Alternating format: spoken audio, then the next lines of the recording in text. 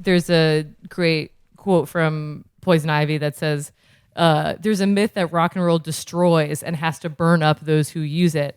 I think it's a myth perpetuated by non-rock and roll demon forces. The opposite is true. There's life force energies in the atmosphere you can tap into. It's nothing that comes from us. It goes through us. We don't own it.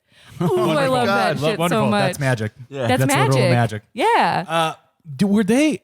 I mean, they were using a lot of amphetamines in the past, but were like substances ever like an issue for them, or were they just like flown with it? Well, here's the thing: it's always kind of associated like rallying at the band, like partying and stuff. Yeah. But like there was never one substance that was attributed to them. They at home, to my knowledge, they stayed sober. The thing that I heard that Ivy would do, in particular, to stay sober, what they would do, they put on Hawaiian music and listen at home and like doo-wop, and that's how they would chill. They would just try to get high off of music. Oh my God. And she talks about it a little bit in the book, like how she would approach guitar.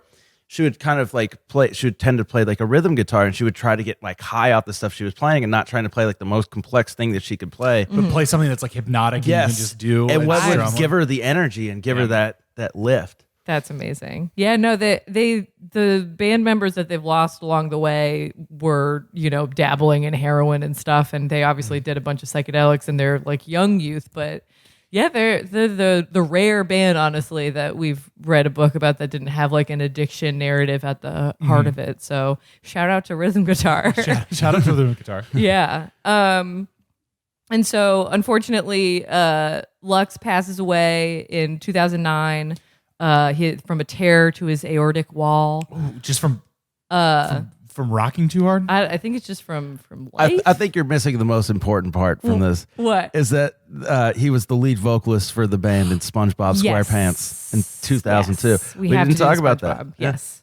And the band is wait, was called, this like- I think the Bird Brains. Bird Brains. Yeah. Yes. Let's see if I can hear a Let's little get this SpongeBob going. Bird Brains. Which this was literally was their neighbor, their next door neighbor painted the background, like the sets. Yeah, he was one of the artists for it, I believe. And he was like, "Oh shit, you guys are next door. Would you like to come record a song?" Okay, so I think this is going to be it. Underwater Sun by the Bird Brains. Oh my God.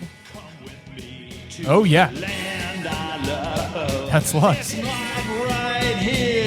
But that also just shows how subversive that show was. Yeah. And a lot of people from that came from Mr. Show with Bob and David. Yeah. Yeah. This SpongeBob is like so iconic. Fun is always free.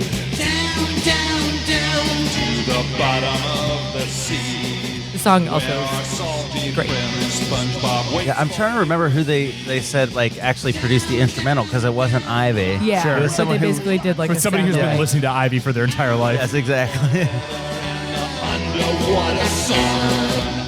It's very silly. I saw I think it was some like meme account on Instagram that was doing like a decade wrap up, and it was like the 2010s, and then they put like a bunch of random shit, like trendy shit over the years, and they included SpongeBob, and my knee-jerk reaction was to be like, what the fuck? SpongeBob is like, was that late 90s? Did that start? Yeah, I think that started in 99. I'm like, SpongeBob is technically like a 90s, maybe a 2000s Yeah. thing. But then I was like, no, Molly, you're wrong. Like, SpongeBob is literally like, since it has existed, it has impacted like multiple generations. Like, Gen Z is as into SpongeBob as millennials are. Like, that's kind of wild to me.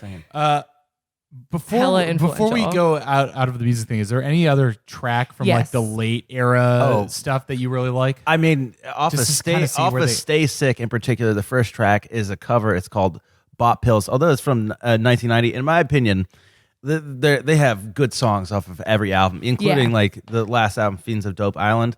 But this just, again, I hate to keep referencing their covers, but this has one of my favorite guitar lines that they do. They kill it. I mean, with the it's covers. they do seem like one of those bands where you could just put every song that they have in a mega playlist and just let it ride, and you're not going to hear a bad song. Yeah, another one too that's really good off this record is Bikini Girls with Machine Guns. That was the single that was banned off of MTV. Yes, that they let's kept hear trying one to more. get it on MTV, and they were like kept rejecting it and being like, no, Let's you hear need to like Bikini get rid Girls of with this and Machine that. Gun. Too Hot for MTV, 1991. Well, they had a conspiracy that you had to hand over $200,000 to MTV get to the get play. their record, to get your video played. This has one of the greatest opening lines ever. Well, I've been a drag racer on LSD. I rode there. I've been a drag racer on LSD, and I've rode bare-assed on top of the Sphinx. That is powerful. Yeah, that's some Bo Diddley ass shit. That's some powerful energy.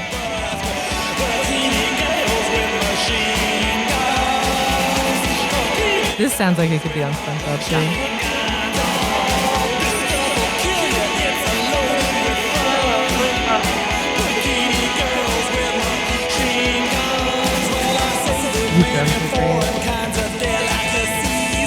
I think that strikes me more than anything is the amount of energy. Yeah.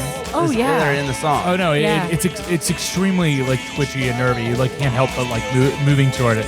And it's interesting also like hearing this progression that now this sounds more like a traditional 3-piece with guitar, bass doing bass lines, and then the drum. But you know, again, different, always the same. Oh yeah.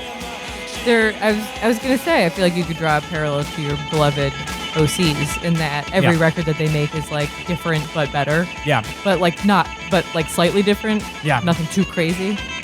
They never made their rap rock album, unfortunately. I'm waiting for the John Dwyer rap album.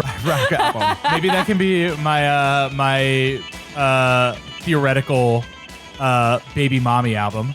Call out John. Call out Fred Durst. John, what are you waiting for? We were joking on Twitter earlier today that every like indie band out now is called like Suburban Mom Or like Little Mommy. Mommy, and every like SoundCloud rapper Soccer Dad. is named like Suckerdad.bandcamp.com. I just made that one up, but I'm pretty sure if we Google it, that's good, somebody's yeah. like Mac DeMarco cover band. And every SoundCloud rapper is like Rich Baby, Young- little toddler. Yeah.